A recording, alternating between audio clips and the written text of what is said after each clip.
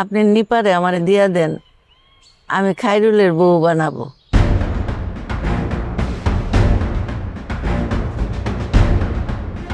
আমা আন্টি ভুল করে বলে ফেলেছি, এটা নিয়ে তুমি আবার পাটাপাটি করো না।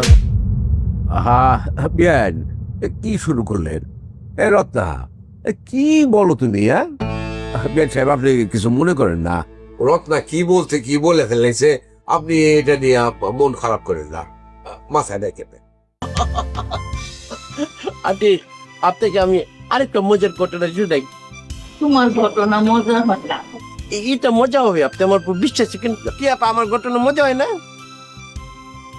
হ্যাঁ বল। না আমার বিয়ে কিছু দিছস না?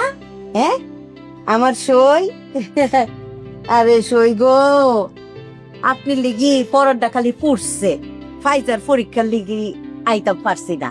ফাইজার পরীক্ষা যখনই শেষ হইছে একেবারে ফকির মতো উড়াল দায়া পড়ছি আমার সইয়ের কাছে। বিআইন, আপনার কাছে আমার একটা আবদার আছে, একটা জিনিস চাইলে দিবেন? উমা কি তা কয়? হ্যাঁ আমার বিয়াইন, আমার প্রাণের সই আমার কাছে একটা জিনিস চাইবো, সেইটা বলে আমি দিতাম না? হ্যাঁ কি তা কয় শুনছুন বিয়াই? আরে আমার প্রাণের সই আমার বিয়াইন আমার কাছে জিনিস চাইলে আমার জান হাজির। আপনি খালি কইন। আপনি নিপারে আমারে দিয়া দেন, আমি খাইরুলের বউ বানাবো।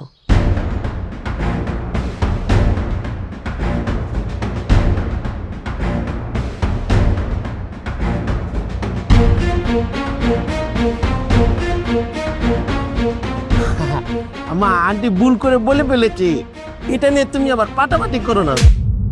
আহা বিয়ান, কি শুরু করলেন? রত্না, কি বলো তুমি? বিয়ান সাহেব, আপনি কিছু মনে করেন না। রত্না কি বলতে কি বলে ফেলেছে, আপনি এটা নিয়ে মন খারাপ করেন না, মাথায় রেখে।